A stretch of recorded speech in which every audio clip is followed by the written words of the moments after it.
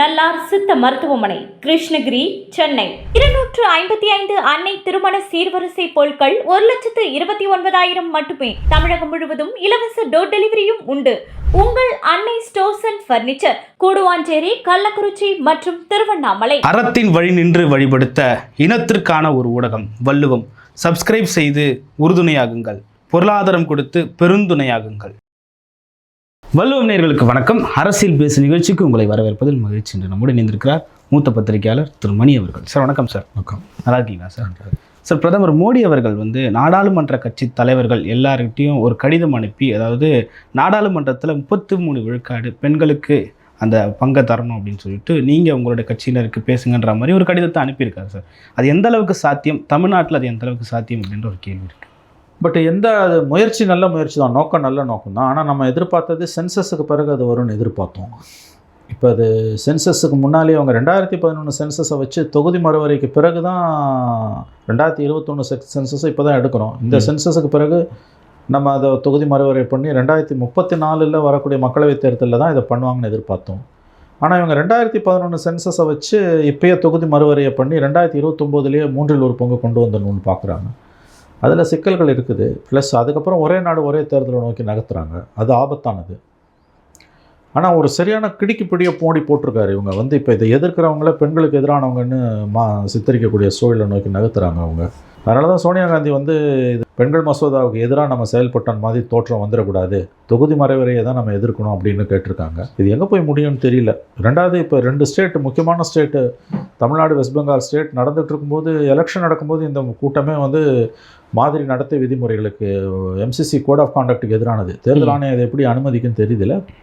ஏன்னா தேர்தல் ஆணையமே திமுக பிஜேபியோட கைக்கூலியாக மாறினதால் இது அவங்க அனுமதிக்கிறாங்க. ஓகே சார், அந்த 33 விழுக்காடுன்றப்போ இங்கே தமிழ்நாட்டிலையும் எத்தனை கட்சிகள் கொடுத்தது அப்படின்ற ஒரு பேசுபொருளாக மாறுது. குறிப்பாக திமுக எவ்வளோ கொடுத்து? இல்லை, அது எந்த கட்சியும் குறை சொல்லக்கூடாது. அதில் எந்த கட்சியும் குறை சொல்லக்கூடாது. ஏன்னா அது வின்னபிலிட்டி சம்மந்தப்பட்டது. சட்ட ரீதியாக 3 1 பங்கு பெண்களுக்கு இடங்கள் ஒதுக்கப்படாத வரையில் ஒவ்வொரு கட்சியும் பெண்களுக்கு கொடுக்கறது குறைவாக தான் இருக்கும். ஏன்னா பெண்களோட பாதிப்பு தாக்கம் என்பது அரசியலில் ரொம்ப குறைவு. இப்போ இந்த தொகுதி இருக்குது, எக்ஸ் தொகுதியில் ஜெயிக்கிற வாய்ப்பு தான் பார்ப்பாங்களே வழியா ஒரு கேண்டிடேட் இப்போ திமுக இந்த தடவை 175 கேண்டிடேட்டை நிறுத்துறாங்கன்னா அதில் ஏன் 33% கொடுக்கலான்றது முட்டாள்தனமான கேள்வி.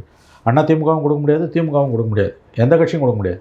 அது வின்னபிலிட்டி, வெற்றி பெறக்கூடிய வாய்ப்பு உள்ளது. அதனால தான் சட்ட ரீதியான அங்கீகாரம் நம்ம கேட்குறோம். இப்போ தலித்துகளுக்கான தொகுதிகள் உங்களுக்கு ரிசர்வ்டு கான்ஸ்டிடுவன்சின்னு வந்ததால தான் இவ்வளோ பேர் போகிறாங்க. இல்லைனா ஒருத்தர் 2 பேர் தான் அனுப்புவானுங்க எல்லா கட்சியுமே.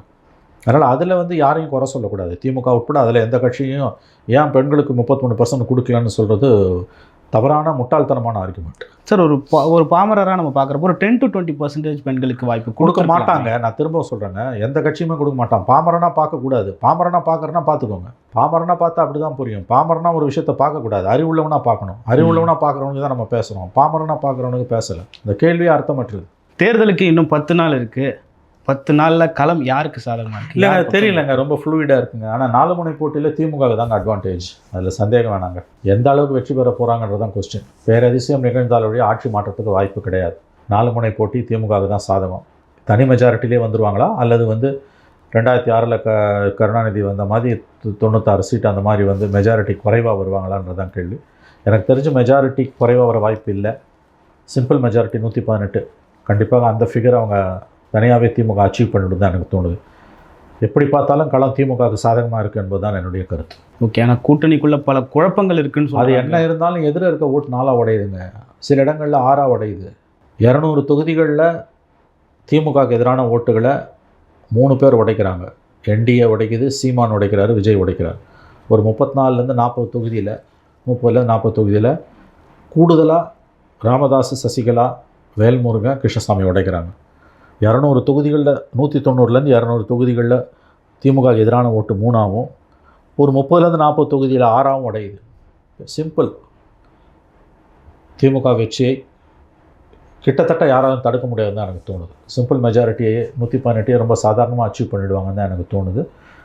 சிலர் சொல்கிறது மாதிரி பெருவெற்றியாக லேண்ட்ஸ்லைடு 1971 184 ஜெயிச்ச மாதிரி, 1989 173 ஜெயிச்ச மாதிரி, இந்த முறை 160 170 வரைக்கும் கூட தாண்டி அவங்க கூட்டணி போகலாம்.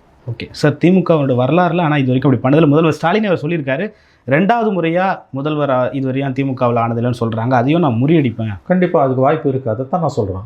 அதற்கு வாய்ப்பு இருக்குது. ஸ்டாலின் சொல்கிறதுக்கான வாய்ப்புகள் அதிகம். எஸ், அவர் சொல்கிறதுக்கான வாய்ப்புகள் அதிகம் என்பதை நான் ஒப்புக்கொள்கிறேன். ஓகே சார், காங்கிரஸ் கட்சியினுடைய தலைவர் ராகுல் காந்தி அவர்கள் புதுச்சேரிக்கு வரல, பரப்புரைக்கு வரல, அதே போல் தமிழ்நாட்டையும் பைகாட் பண்ணுவார் அப்படின்னு சொல்கிறாங்க. அது பிரச்சனை ஓடிட்டு இருக்குங்க. இந்த கூட்டணியில் ஸ்டாலினுக்கு விருப்பம் இல்லை. திமுகவுடன் இந்த முறை தேர்தல் கூட்டணி போவதில் ஸ்டாலினுக்கு விருப்பம் இல்லை.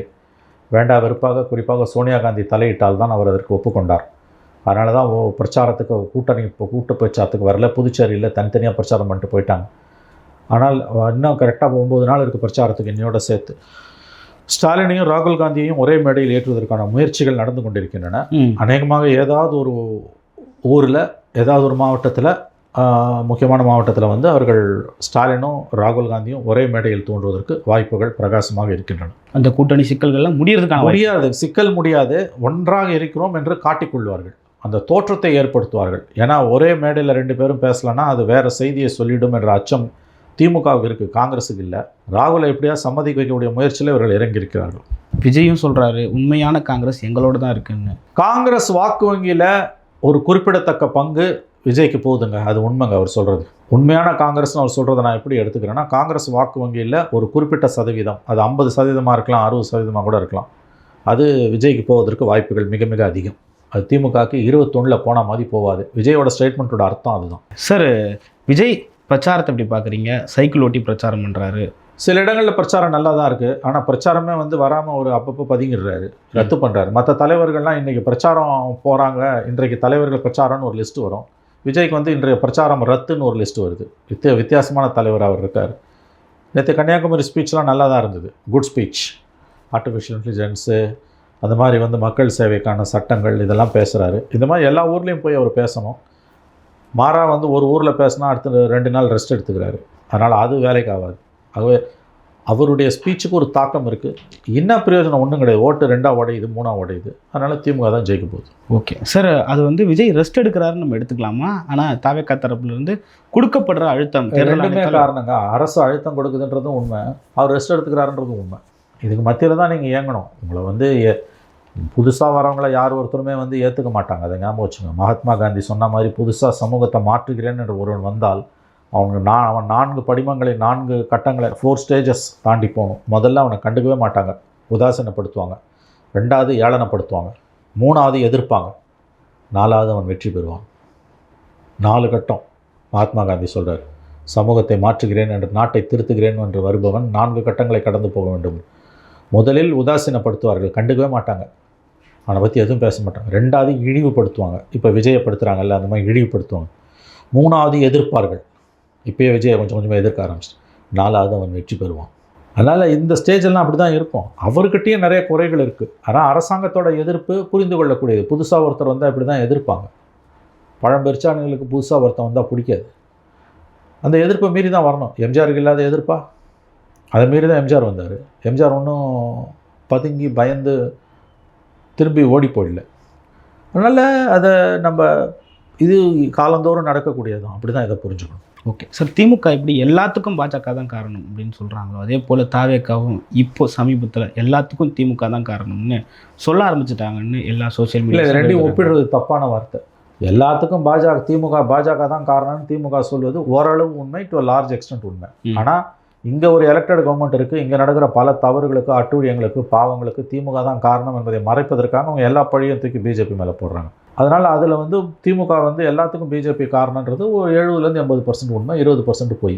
தாவேகாவை பொறுத்த வரைக்கும் எல்லாத்துக்கும் திமுக தான் காரணன்றது 99.999% உண்மை. அதை நம்ம புரிஞ்சுக்கணும். 1% அவர் மேலே இருக்க குறை.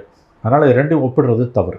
ஜனநாயகன் படத்துக்கும் திமுக தான் காரணம். அது எனக்கு தெரியாதுங்க. இந்த ஜனநாயகன் படத்தை பற்றி நான் ஒரு விஷயம் தெளிவாக சொல்லிடுறேங்க. அது எப்படி சென்சாரில் என்ன பிரச்சனையோ அதுவும் எனக்கு தெரியாது. அதை விட முக்கியமாக அது ஏன் சென்சார் கிளியர் ஆகலை எனக்கு தெரியாது. அதை விட முக்கியம், அந்த ஆன்லைனில் லீக் ஆனதை பற்றி எனக்கு எதுவுமே தெரியாது. அதை பற்றி எனக்கு எந்த அறிவும் கிடையாது. அவங்க சிஸ்டம் எப்படி ஒர்க் ஆகுது, எப்படி கொடுக்குறான், எவன் கையில் இருக்குது, என்னென்னமோ சொல்கிறாங்க, அது எதுவுமே எனக்கு புரியல. அதனால் இந்த விஷயத்தில் நான் யாரையும் குறை சொல்ல விரும்பலை. ஏன்னா எனக்கு தெரியாத சப்ஜெக்டை பற்றி நான் பேச முடியாது. ஓகே, விஜய் அந்த பரப்புரையில் எந்த வாக்குகளை குறி வச்சு செய்கிறாரு அப்படின்றது ஒரு பிரதான கேள்வியாக இருக்குது. எல்லாரும் சொல்கிற மாதிரி, திரும்பவும் சொல்கிற மாதிரி திமுக வாக்குகளை குறி வைக்கிறாரா விஜய்? எல்லார் வாக்குகளையும் தான் குறி வைக்கிறாரு. திமுக வாக்குகள், அதிமுக எல்லார் வாக்குகளையும் தான் அவர் குறி வைக்கிறார். அவங்க பிரைமரி ஃபோர்ஸ்னு சொல்லிட்டு தானே வந்தாங்க. ஆனால் ஆன்டி டிஎம்கே ஓட்டு தான் அவர் உடைப்பார். கோர் டிஎம்கே ஓட்டு உடையாது, அது இயற்கை. உடையிற ஓட்டெல்லாம் ஆன்டி டிஎம்கே ஓட்டு தான். திமுக உள்ள ஓரளவு உடைக்கிறாருன்னா சாத்தியக்கூறுகள் இருக்குது, நான் மறுக்கல. பட் அவங்க ஓட்டு அவங்களுக்கு வந்து இப்போ குறிப்பாக சிறுபான்மையினர் வாக்குகள்லாம் வந்து இப்போ என்மாசம் அப்படியே திமுக பக்கம் போகுது.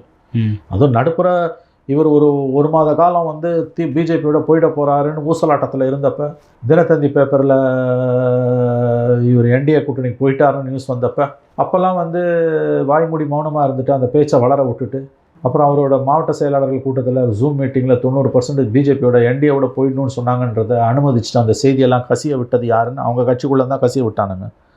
அப்புறம் திடீர்னு ரம்சானுக்கு முதல் நாள் குல்லா போட்டு கஞ்சி குடிச்சிட்டு நான் பிஜேபியோட போக மாட்டேன் அப்படின்னும் போது அது மக்கள் சிறுபான்மையினர் நம்ப தயாராக இல்லை. சிறுபான்மையினர் வாக்குகள் இதுவரை தமிழ்நாட்டில் இல்லாத அளவுக்கு விஜய் பக்கம் போக வாய்ப்பு, திமுக பக்கம் போகுது. 16% மேலே சிறுபான்மையினர் இருக்காங்கன்னா அதில் குறைஞ்சது 12%ன்றாங்க. தட் இஸ் சிறுபான்மையின மக்கள் வாக்குகளில் 80% குறையாமல் திமுகவுக்கு போகுது. ஒரு 10லேருந்து 12% கன்சாலிடேட்டட் ஆகுதுனால மிச்சம் இருக்கிறது ஒரு 25% தான் ஓட்டு, ஹிந்துஸ் ஓட்டு. அது அப்படியே திமுக பக்கம் போகிறதுக்கு வாய்ப்பு அதிகம். நலத்திட்ட உதவிகள் செஞ்சுருக்காங்க, எல்லா ஜாதி கட்சியும் உள்ளே சேர்த்துருக்காங்க, எல்லா கட்சியும் உள்ளே சேர்த்துருக்காங்க. எப்படி பார்த்தாலும் 35%, எந்த மாதிரி போட்டாலும் அடிமாட்ட எஸ்டிமேட்டுக்கு போட்டாலும் 35% திமுக கூட்டணிக்கு தான் போக போகுது ஓட்டு. அப்போ மீதி இருக்கக்கூடிய 65% ஓட்டு உடையுது, முடிஞ்சு போச்சு கதை. சிலர் சொல்லுவது போல் அல்லது சிலர் விரும்புவது போல் 160லேருந்து 150 சீட் வரைக்கும் கூட திமுக கூட்டணி லேண்ட்ஸ்லைடு, பெருவாரியான வெற்றி, சூறாவளி மாதிரி கூட அடிக்கலாம், வாய்ப்பு இருக்குது. ஓகே சார், இபிஎஸ் அவர்கள் சொல்கிறாரு, நான் தான் உங்களெல்லாம் படிக்க வச்சேன், உங்களெல்லாம் ஆல் பாஸ் போட்டது நான் தான், ஆனால் நீங்கள் இன்றைக்கி ஒரு நடிகர் பின்னாடி போகிறீங்கன்ற மாதிரியான ஒரு விமர்சனத்தை வைக்கிறாரு. இளைஞர்களோட வாக்கை பெரிய அளவில் புரிய வச்சுட்டாரா விஜய்? அதை எதிர்த்து இபிஎஸ் தெரியுது அவர்கிட்ட ஓட்டு இல்லைலாம் அங்கே போதுன்னு. நான் ஆல் பாஸ் போட்டால் எனக்கு ஓட்டு போடுன்னா இது என்ன பேச்சு? இதெல்லாம் என்ன பேச்சு இது? அந்த விஜய் உங்கள் பக்கம் வருவாருன்னு எதிர்பார்த்தீங்க, வரல. இதோ கொடி பறக்குது பாரு, நீங்கள் பிள்ளையார் சொல்லி போட்டாச்சு, நீங்கள் என்னென்னமோ பண்ணி பார்த்தீங்க. அவர் தனி கடை விரிச்சிட்டு போயிட்டார். சினிமாக்காரன் பின்னால் போகிறான்றதே தப்பான வார்த்தைங்க. சினிமாக்காரனுக்கு நாட்டை ஆள உரிமை இல்லையா? உங்கள் கூட வந்தால் சினிமாக்காரன் வந்து தேசபக்தன், தனியாக போனால் அவன் சினிமாக்காரனா? எதுக்கு கமலஹாசனை திமுக சேர்த்துக்குது? எதுக்கு ராமராஜனை அண்ணா திமுக சேர்த்துக்குது? எதுக்கு விஜயை நீங்கள் வான்னு கூப்பிட்டீங்க? அப்போ உங்களுக்கு வேணும்னா எம்ஜிஆரும் ஜெயலலிதாவும் யார் அடிப்படையில்? அப்போ உங்களுக்கு வேணும்னா அவர்கள் வந்து மக்கள் திலகம், புரட்சி தலைவி, வேணான்னா சினிமாக்காரன். இது என்ன கதை இது? சார் திருமாவளவனும் இதே சொல்கிறார் சார், விசில் அடிக்கிறவங்கள திரையரங்குக்கு அனுப்புங்க, இதே தான் அறிவாளிகள் சட்டமன்றத்துக்கு அனுப்புங்க. அதே பதில் தான் அவருக்கும். என் கமலஹாசனை எங்கே சேர்த்துக்கிறாரு? கமலஹாசன் எந்த லிஸ்ட்டில் வர்றாரு? உங்க கூட இருந்தானா அறிவாளி, எதிராக இருந்தால் விசில் அடிச்சாங்க கொஞ்சம். என்ன ஒன்று ஓட்டு, உங்கள் ஓட்டு அவனுக்கு போது, அந்த வைத்தேசலில் பேசுகிறீங்க, வேற என்ன? ஓகே சார், இபிஎஸ் அவர்களும் உதயநிதி அவர்களுக்கும் நடக்கிற அந்த பிரச்சாரத்தில் இந்த மாதிரியான இபிஎஸ் பெரிய தப்பு பண்ணுறாருங்க. இன்றைக்கி தினமலரில் ரொம்ப அழகாக எழுதியிருக்காங்க. தன் நிலை பிறழ்ந்து எடப்பாடி நடந்து கொண்டிருக்கிறாருங்க. கருணாநிதியும் ஜெயலலிதாவும் ஒருத்தர் தான் விமர்சிப்பாங்களே தவிர செகண்ட் ரேங்கில் இருக்கவங்கள விமர்சிக்கவே மாட்டாங்க. அது அவங்க தகுதிக்கு குறைந்தது. ஆனால் எடப்பாடி தன் உயரம் தெரியாமல், தான் ஒரு முன்னாள் முதலமைச்சர் என்கின்ற உயரம் தெரியாமல், வருங்கால முதலமைச்சராக வாய்ப்பு இருக்கிறது என்ற ஸ்டேட்டஸ் புரியாமல் உதயநிதியோட சண்டை போட்டுக்கிட்டு இருக்கார். உதயநிதி பெயரை கூட எடப்பாடி சொல்லக்கூடாது. அவர் சொல்ல வேண்டியது ஸ்டாலின் பெயரை மட்டும்தான். ஸ்டாலின் எடப்பாடி பெயரை தவிர வேறு யார் பேரையும் சொல்கிறதில்ல. நேற்று வரிசையில் வந்த விஜய் ஸ்டாலின் பேரை தான் சொல்கிறார், உதயநிதி பேரை சொல்லலை. விஜய்க்கு இருக்கக்கூடிய இந்த அரசியல் புரிதல் கூட எடப்பாடிக்கு இல்லாதது துரதிருஷ்டவசமானது. மற்றபடி இந்த தனி மனித தாக்குதல்கள் யார் செஞ்சாலும் அது அவலம், அவதூறு, அது முற்றிலும் தவிர்க்கப்பட வேண்டும். சார், எத்தனை தேர்தலுக்கு அமைதியாக இருக்க முடியும்? 19 சொன்னாங்க, 21 சொன்னாங்க, 24 தேர்தல் வந்தாலே நீங்கள் அமைதியாக தான் இருக்கணும். உங்கள் தகுதி உங்களுக்கு தெரிஞ்சுதுன்னா அமைதியாக இருக்கணும். எத்தனை தேர்தல் வந்தாலும் உங்கள் தகுதி உங்களுக்கு தெரிஞ்சுன்னா அமைதியாக தான் இருக்கணும். இன்னும் 4 தேர்தல் வந்தாலும் நீங்கள் அமைதியாக தான் இருக்கணும். கருணாநிதி ஜெயலலிதாவை தவிர வேறு யார் பேரையும் அதிமுகவில் சொல்ல மாட்டார். ஜெயலலிதா கருணாநிதியை தவிர யார் பேரையும் சொல்ல மாட்டாங்க. இப்படி சொன்னாங்கன்னா இவங்களோட கௌரவம், இவங்களோட நன்மதிப்பு அவங்களுக்கும் போய்டுன்னு அவங்க சொல்ல மாட்டாங்க. இப்போ சர்வசாதாரணமாக உதயநிதி பேரை சொல்கிறார். இவரோட ஸ்டேட்டஸுக்கு அவர் உதயநிதி பேரை சொல்லியிருக்கக்கூடாது. தன் உயரம் எடப்பாடிக்கு, தான் எவ்வளோ உயரத்தில் இருந்தோம் இருக்கிறோன்றது எடப்பாடிக்கு என்னமோ புரியல. அதான் கோளாறு. 19 சொன்னாங்க, 21 சொன்னாங்க, 24 சொன்னாங்க, 26, 26, 29, 39 எல்லாத்துலேயும் தான் சொல்லுவாங்க. நீங்கள் அமைதியாக தான் இருக்கணும். நீங்கள் ஒரு முன்னாள் முதலமைச்சர் சார், அது உங்களுக்கு புரியலையே. 190 சீட்டுகளோடு நம்ம ஆட்சியை பிடிப்போம்னு சொல்லிட்டு என்டிஏவில் பேசுகிறாங்க. எடப்பாடியும் சொல்கிறாரு, பியூஷ் கோயலும் சொல்கிறாரு. கனவு காண்பதற்கு எல்லோருக்கும் உரிமை இருக்குது. அது நம்ம தப்புன்னு எப்படி சொல்ல முடியும்? 4ஆம் தேதி போட்டியை தொடங்கும்போது தெரிய போகுது யாருக்கு 190, யாருக்கு 30, யாருக்கு 60. இல்லை, ஊழலாட்சியை அகற்றிட்டு நம்ம ஆட்சியை கொண்டு வரணும், சட்டம் ஒழுங்கு சரியில்லாத ஆட்சியை அழிச்சிட்டு நம்ம ஆட்சியை கொண்டு வரணும் அப்படின்றதுல பாஜகவும் அதிமுகவும் உறுதியாக இருக்காங்க சார். அப்படி தான் இருப்பாங்க, உறுதியாக இருப்பாங்க. அதில் என்ன சந்தேகம்? ரொம்ப உறுதியாக இருப்பாங்க. அதில் மக்கள் வேறு மாதிரி நினைக்கிறாங்களே, என்ன பண்ணுறது? ஓகே சார், கடைசியாக என்னென்னா சீமான் அவர்களுடைய பரப்புரை எப்படி இருக்குது? அவர் என்ன தாக்கத்தை ஏற்படுத்தும்? வழக்கம் போல் ஒரு பரப்புரை உணர்ச்சி கொந்தளிப்பாக இருக்குது. துரதிர்ஷ்டவசமாக வெற்றி பெறுவதற்கு வாய்ப்புகள் குறையும், மிக மிக குறையும். தனியாக நிற்கிறத பற்றி பல விஷயங்களை சொல்லியிருந்தார். அது எப்படி ஏற்புடையதாக இருக்கா? நடைமுறைக்கு ஒவ்வாததுங்க. உயர்ந்த லட்சியங்களை பேசுகிறாங்க. அரசியலுக்கும் உயர்ந்த லட்சியங்களுக்கும் சம்மந்தமே கிடையாது. கடந்த காலங்களில் தேர்தல் முடிவுகள் எப்படி இருந்ததோ அப்படித்தான் இம்முறையும் நாம் தமிழர் கட்சிக்கு இருக்கும். இது துரதிர்ஷ்டவசமானது. ஓகே, பல்வேறு கருத்துக்களை பகிர்ந்து கொண்டீங்க. நன்றி சார்.